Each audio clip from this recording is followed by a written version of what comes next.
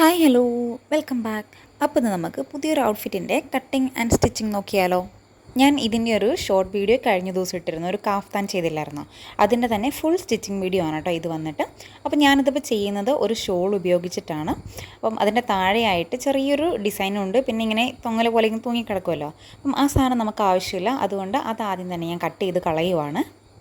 ബാക്കി ഞാൻ ഷോളിൻ്റെ നീളമൊന്നും ഒട്ടും കുറയ്ക്കുന്നില്ല കേട്ടോ, ആ ഫുൾ നീളം എനിക്ക് വേണം. അപ്പോൾ നിങ്ങളും നിങ്ങളുടെ ലെങ്ത്തിനനുസരിച്ച് അത് എടുക്കുക. ഫുള്ള് വേണമെങ്കിൽ ഫുൾ എടുക്കുക. പിന്നെ നമുക്കിനി ഇതുപോലെ നാലായിട്ട് മടക്കിയിടണം. എന്നിട്ട് ആ മടങ്ങിയ പോർഷനിലാണ് ഞാനിപ്പോൾ മാർക്ക് ചെയ്യുന്നത്, ശ്രദ്ധിക്കണം. അപ്പം കഴുത്തിൻ്റെ അകലം ഒരു 4 ഇഞ്ചും ഷോൾഡറിന് വേണ്ടിയിട്ട് ഒരു 3 ഇഞ്ചുമാണ് ഞാൻ മുകളിൽ മാർക്ക് ചെയ്തിരിക്കുന്നത്. എന്നിട്ട് ആം ഹോള് താഴേക്ക് ഇറക്കി ഒരു 7 ഇഞ്ച് മാർക്ക് ചെയ്തു. അവിടെ തന്നെ നമ്മുടെ ചെസ്റ്റിൻ്റെ വണ്ണം വന്നിട്ട് 9 ഇഞ്ചാണ് എനിക്ക് വേണ്ടത്. അത് ഞാൻ അവിടെ മാർക്ക് ചെയ്തിട്ടുണ്ട്. അപ്പോൾ നിങ്ങളുടെ ചെസ്റ്റിൻ്റെ വണ്ണം അനുസരിച്ചിട്ട് കറക്റ്റ് അത് മാർക്ക് ചെയ്യാം. അതിനുശേഷം പിന്നെ നമ്മുടെ വേസ്റ്റ് ഞാനൊരു 12 ഇഞ്ച് ഇറക്കത്തിലാണ് വേസ്റ്റ് എടുക്കുന്നത്. അവിടെ എനിക്കൊരു 8 ഇഞ്ച് മതി. ആ ഒരു 8 ഇഞ്ചും കൂടെ ഞാൻ മാർക്ക് ചെയ്തു. ഇതിനകത്ത് നമുക്ക് സൂയിങ് അലവൻസ്, തയ്യൽ തുമ്പ് അത് മാർക്ക് ചെയ്ത് കൊടുക്കണ്ട കേട്ടോ. അല്ലാണ്ട് തന്നെ നമ്മൾ ഡയറക്റ്റ് നമ്മുടെ അളവ് തന്നെയാണ് അടിച്ചെടുക്കുന്നത്. ഇനി ഒരു ഇത്തിരി ലൂസിൽ വേണമെന്ന് വരികിൽ നിങ്ങൾ ഒരു 1/2 ഇഞ്ചെങ്ങാനും കൂട്ടിയിട്ടാൽ മതി. കാഫ്താനൊക്കെ ആയിട്ട് ഇടുമ്പം കുറച്ച് ലൂസ് ആവശ്യമുണ്ടെങ്കിൽ മാത്രം അങ്ങനെ ചെയ്താൽ മതി. നല്ല ഫിറ്റായിട്ട് കിടക്കണമെങ്കിൽ കറക്റ്റ് അളവ് തന്നെ ഇതുപോലെ മാർക്ക് ചെയ്ത് വെക്കുക കേട്ടോ. ഇതിപ്പം നമ്മൾ ഈ ഒരു ഷോളിൻ്റെ ഒരു സൈഡിലല്ലേ ചെയ്തുള്ളൂ, അതുപോലെ തന്നെ നമ്മുടെ അപ്പുറ സൈഡിലും ഇതേ അളവുകൾ തന്നെ നമ്മൾ മാർക്ക് ചെയ്യണം. നമുക്ക് ഈ ഒരു വരച്ചതിൽ കൂടിയാണ് അടിച്ചെടുക്കേണ്ടത്. അപ്പം ഓപ്പോസിറ്റ് സൈഡിലും അത് മാർക്ക് ചെയ്യുക. ഞാനിപ്പം ഈ ഒരു വീഡിയോയിൽ അത് കാണിച്ചിട്ടില്ല, നിങ്ങൾ ചെയ്യുമ്പം അതും കൂടി ചെയ്യാം കേട്ടോ. പിന്നെ നമുക്കിതിനകത്ത് വരുന്ന ഏക ഒരു പണി എന്ന് പറയുന്നത് നെക്കാണ്. അപ്പം നെക്ക് ഞാനൊരു 6.5 ഇഞ്ചിൽ വി നെക്കാണ് ഫ്രണ്ടിലേക്കും ബാക്കിലേക്കും കൊടുക്കുന്നത്. അതുകൊണ്ടാണ് രണ്ടും ഒന്നിച്ച് വെച്ച് ഞാൻ അടിച്ചത്. ഞാൻ ഷോൾഡേഴ്സ് സെപ്പറേറ്റ് ചെയ്യുന്നില്ല, ഇതേ രീതിയിൽ തന്നെ അടിച്ചു പോകാമെന്ന് വിചാരിച്ചിട്ടാണ്. ഏറ്റവും എളുപ്പം അതാണല്ലോ. അപ്പം നമുക്കിത് ഓപ്പൺ ചെയ്ത് കിട്ടുമ്പം ഞാൻ നെക്ക് കട്ട് ചെയ്തത് ഓപ്പൺ ചെയ്ത് കിട്ടുമ്പം ഈ ഒരു ഡയമണ്ട് ഷേപ്പിലാണ്. ബാക്കിലേക്കും ഫ്രണ്ടിലേക്കും വി നെക്ക് തന്നെ എടുത്തത് കൊണ്ടാണ് ഈ ഒരു ഷേപ്പിൽ കിട്ടുന്നത്. ഇനിയിപ്പോൾ നിങ്ങൾക്ക് ബാക്കിലേക്ക് വേറെ റൗണ്ട് നെക്കാണ് വേണ്ടതെങ്കിൽ നടുവിൽ ഇത് ഷോൾഡർ കട്ട് ചെയ്തിട്ട് തയ്ക്കുന്നതായിരിക്കും കേട്ടോ കുറച്ചുകൂടി എളുപ്പം ഉണ്ടാവുക, അല്ലെങ്കിൽ കുറച്ച് ബുദ്ധിമുട്ടായിരിക്കും. അതിന് ശേഷം നമ്മൾ ഇപ്പോൾ നെക്ക് കട്ട് ചെയ്തല്ലോ, ഈ 4 ഇഞ്ച് വീതിയിലും 6.5 ഇഞ്ച് ഇറക്കത്തിലും ചെയ്തല്ലോ, അതേ അളവിൽ തന്നെ നമ്മൾ ഒരു ഇങ്ങനെ വെച്ച് മറിക്കാൻ വേണ്ടിയിട്ട് ഒരു പീസ് കട്ട് ചെയ്തെടുക്കണം.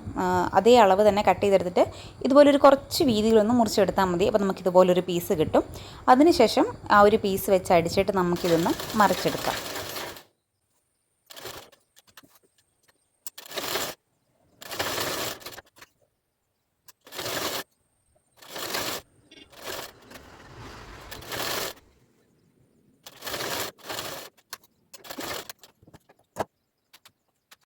അപ്പോൾ നമ്മളിപ്പം ഇത് ഫുള്ളിങ്ങനെ അടിച്ചെടുത്തിട്ടുണ്ട്. ഇനി നമുക്കിത് അവിടെ ചെറിയൊരു കട്ടിട്ട് കൊടുക്കാം. ആ കോർണർ പോർഷനിലൊക്കെ നന്നായിട്ട് കട്ടിട്ട് കൊടുക്കുക കേട്ടോ. നമ്മുടെ സ്റ്റിച്ച് മുറിഞ്ഞു പോകരുത്, അല്ലാതെ നമുക്ക് നന്നായിട്ടൊന്ന് മറിഞ്ഞ് കിട്ടാൻ വേണ്ടിയിട്ടാണ് നമ്മളിതുപോലെ കട്ടിട്ട് കൊടുക്കുന്നത്. അപ്പോൾ ഇത് ചുറ്റും അങ്ങനെ കട്ടിട്ട് കൊടുക്കുക. അതിനുശേഷം ഇതിനകത്ത് കാണുന്നത് പോലെ ഇത് ഉള്ളിലേക്ക് മടക്കണം. ഉള്ളിലേക്ക് മടക്കിയിട്ട് നമ്മൾ മടക്കി അടിക്കുവാണ് ചെയ്യുന്നത്. അപ്പോൾ ആദ്യം തന്നെ നമുക്കിങ്ങനെ മടക്കിയിട്ട് ഇതിൻ്റെ ഈ സൈഡിൽ കൂടെ ഒന്ന് അടിച്ചെടുക്കാം, ചുറ്റും ഒന്ന് അടിച്ചെടുക്കാം.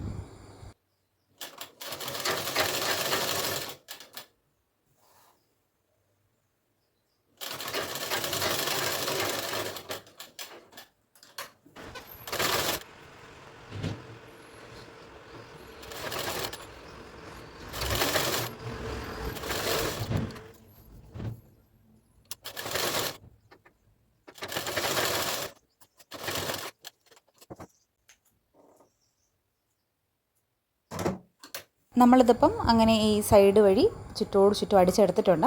ഇനി നമുക്ക് ഈ നെക്ക് മറച്ചിട്ടിട്ട് ഉൾഭാഗത്ത് ഇത് മടക്കി അടിക്കേണ്ടതുണ്ട്. അപ്പോൾ അവിടെ ഓപ്പൺ ആയിട്ട് ഇരിക്കുവാണല്ലോ. അപ്പോൾ നമുക്കിതുപോലെ ഇതിനകത്ത് ഞാൻ വീഡിയോയിൽ കാണിക്കുന്ന പോലെ രണ്ടായിട്ടൊന്ന് മടക്കിയിട്ട് ഒരു പ്രസ്സിൻ്റെ വീതിയിൽ അത് വീണ്ടും ചുറ്റും ഒന്ന് അടിച്ചെടുക്കാം.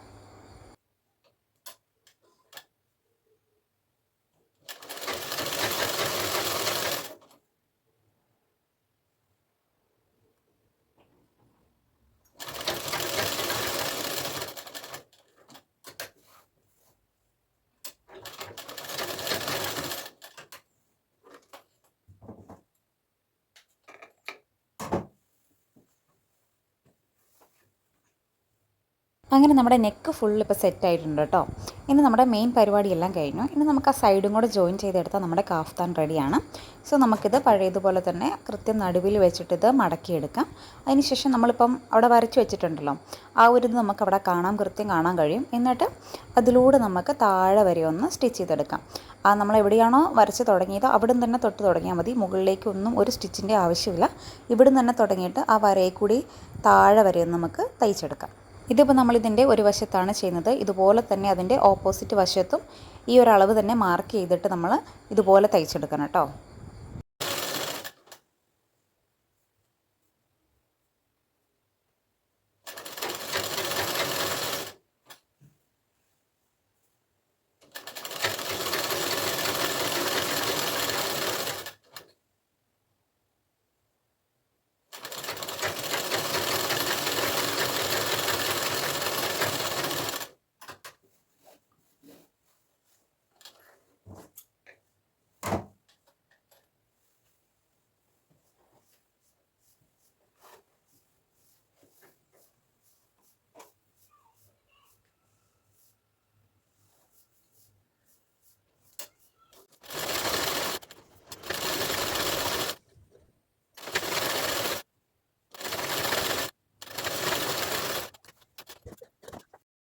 ഇതിപ്പോൾ നമ്മൾ രണ്ട് ഭാഗത്തിൻ്റെയും സൈഡ് ജോയിൻ ചെയ്ത് വെച്ചിട്ടുണ്ട്.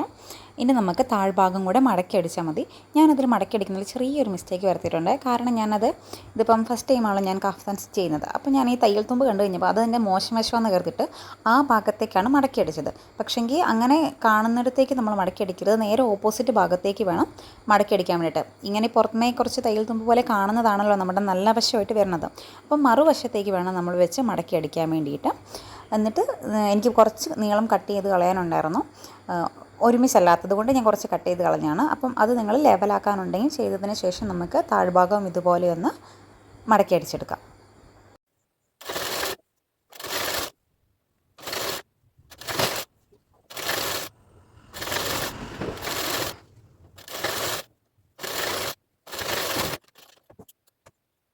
നമ്മുടെ കഫ്താൻ്റെ ഫൈനൽ ലുക്ക് ആയിരിക്കുകയാണ്. എല്ലാ പരിപാടിയും കഴിഞ്ഞു. അപ്പം ഇതാണ് നമ്മുടെ ലാസ്റ്റ് ഔട്ട്പുട്ട് വന്നിട്ട് എനിക്ക് ഭയങ്കര ഇഷ്ടപ്പെട്ടു കേട്ടോ. ഞാൻ എൻ്റെ ഫസ്റ്റ് അറ്റംപ്റ്റ് ആയിരുന്നു. പക്ഷേങ്കിൽ നമുക്കിത് ഇടാൻ തന്നെയാണെങ്കിൽ ഭയങ്കര കംഫർട്ടാണല്ലോ. അതുകൊണ്ടും ഇനി എൻ്റെ പാറ്റേണൊക്കെ എനിക്ക് ഭയങ്കരമായിട്ടും അങ്ങോട്ട് ഇഷ്ടപ്പെട്ടു പോയി. വളരെ സിമ്പിളായിട്ട് നമുക്ക് സ്റ്റിച്ച് ചെയ്തെടുക്കാവുന്നേ ഉള്ളൂ. നിങ്ങളുടെ കയ്യിൽ ഇപ്പോൾ ഒരു ഷോൾ ഉണ്ടെങ്കിൽ ജസ്റ്റ് ഒന്ന് ട്രൈ ചെയ്ത് നോക്കാവുന്നതാണ്. അപ്പോൾ നിങ്ങൾക്കും ഈ ഒരു പാറ്റേണൊക്കെ ഇഷ്ടമാവുകയാണെങ്കിൽ ജസ്റ്റ് ഒന്ന് ട്രൈ ചെയ്ത് നോക്കണേ. അപ്പോൾ നമുക്കിനി അടുത്തൊരു സ്റ്റിച്ചിങ് വീഡിയോ ആയിട്ട് കാണാം. ടാറ്റാ.